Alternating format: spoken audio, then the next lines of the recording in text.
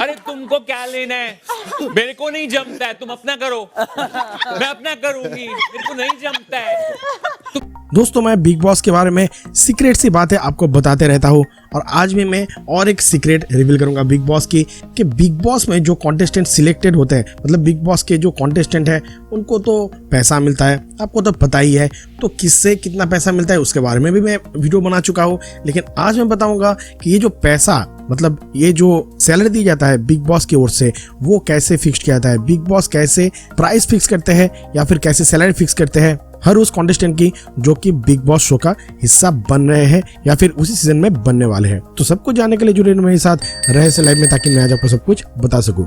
दोस्तों big boss में जाना किसी की सपने के बराबर होता है, ये आम आदमी के लिए है, लेकिन जो लोग सेलिब्रिटीज है इस बार या फिर बिग बॉस 13 में सिर्फ सेलिब्रिटीज ही आते थे या फिर आए हैं, लेकिन उन लोगों को जो सिलेक्शन प्रोसीड्यूर है वो प्रोसीड्यूर 1-2 महीने पहले नहीं, एक बार जो बिग बॉस खत्म होता है, यानी बिग बॉस 13 जब खत्म हुआ था तभी बिग बॉस 14 का जो सब कॉन्टेस्टेंट आने वाले हैं उन लोगों के पीछे जुट गए थे बिग बॉस वाले। यहाँ तक कि कुछ कॉन्टेस्टेंट्स ऐसे भी होते हैं कि उन लोगों को 2-3 साल या फिर 2-3 बिग बॉस की सीजन से बार बार रिक्वेस्ट करने के बाद ही वे लोग आए हैं। हाँ, कभी कभार ऐसा होता है उन लोगों का मर्जी नहीं होता है, कभी कभार ऐसा भी रहता है कि उन लोगों को डेट नहीं मिलता है, तो जब डेट मिला या फिर वो लोग जब बिग बॉस के लिए ठान लिया तभी वे लोग बिग बॉस में आ जाते हैं। तो बिग बॉस में सबसे कम पेमेंट किसे मिलता है? दोस्तों बिग बॉस में सबसे कम जो पेमेंट मिलता है वो आम आदमी को मिलता था। जी हाँ, मिलता था, क्योंकि अभी तो आम आदमी नहीं है, यानी मैंगो पीपल यानी नॉर्मल आदमी तो नहीं है, उन लोगों को सबसे कम पेमेंट दिया जाता था,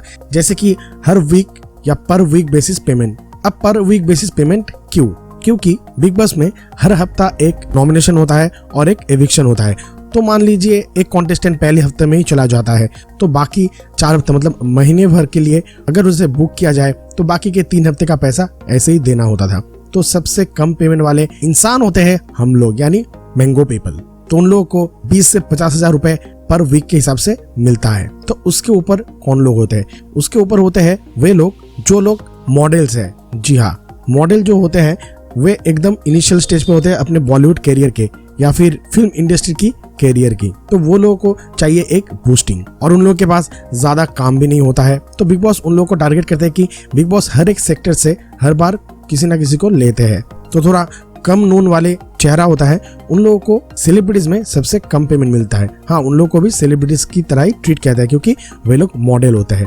तो उनका जो पेमेंट होता है वो 1 लाख से कम ही होता है पर वीक। तो इसके बाद कौन कौन से लोग आते हैं? इसके बाद आते हैं कुछ गुमनामी में गए हुए टेलीविजन एक्टर, आरजे और कंट्रोवर्शियल कैरेक्टर। जी हाँ, हर एक सीजन में कोई ना कोई कंट्रोवर्शियल कैरेक्टर आती है। हाँ, 1-2 सीजन से बिग बॉस कोई कंट्रोवर्शियल कैरेक्टर नहीं ला रहे हैं, वे लोग सिर्फ सेलिब्रिटीज पे ही ध्यान दे रहे हैं, ऊंचे दर्जे वाले सेलिब्रिटीज को ही लाते हैं। हाँ, हम और आप लोगों को लगता है कि ज्यादातर फेस ही तो अननोन है, इसके पीछे भी कारण है, क्योंकि इसके पीछे बिग बॉस देखते हैं सलमान खान तो है ही है, सलमान खान को तो सभी पहचानते हैं, उनको देखकर ही आधे लोग शो देखते हैं। और बाकी के जो अननोन सेलिब्रिटीज होता है या फिर अननोन फेस आता है वो लोगों को ऐसे ही समझ जाएंगे या फिर पहचान जाएंगे धीरे धीरे देखते देखते। तो कम नोन वाले सेलिब्रिटीज, आरजे वगैरह, इन लोगों को मिलता है उससे कम सैलरी, यानी लगभग 1 लाख से 1.5 लाख रुपए के बीच। इसके बाद कौन आते हैं? इसके बाद आते हैं वो सब सेलिब्रिटीज जो कि टीवी के नोन फेस है या फिर नोन फेस रह चुकी है या फिर रह चुका है, उन लोगों को इससे ज्यादा पेमेंट दिया जाता है।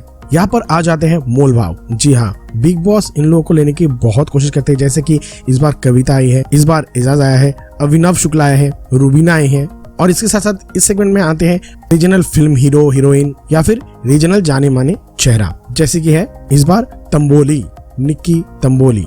और इसी सेगमेंट में और कुछ शेयर करते हैं वे लोग जो कि सिंगर से या भी सिंगर रह चुके हैं या फिर किसी नामज़्यादा सेलिब्रिटीज के साहबजादे। इस बार है जान सानू, राहुल वद्दे, ये सब। इन लोगों का जो पेमेंट है ये थोड़ा वेरी करता है, क्योंकि यहाँ पर सब लोग अपने हिसाब से मोल भाव करते हैं।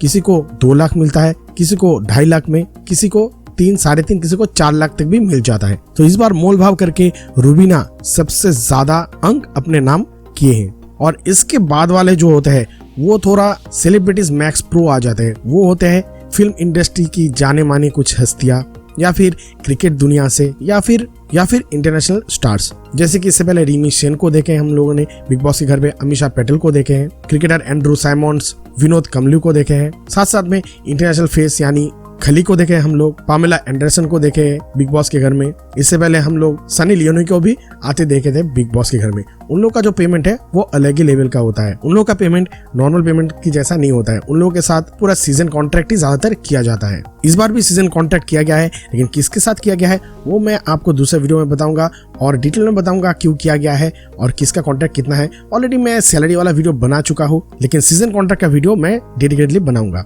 तो दोस्तों, आपको क्या ये सब पता था? नीचे कमेंट सेक्शन में जरूर लिखिएगा। दोस्तों साथ में ये भी लिखिए कि बिग बॉस के बारे में आपको और क्या जानकारी चाहिए। मुझे इंतजार का दोस्तों आपके मीठे मीठे कमेंट का।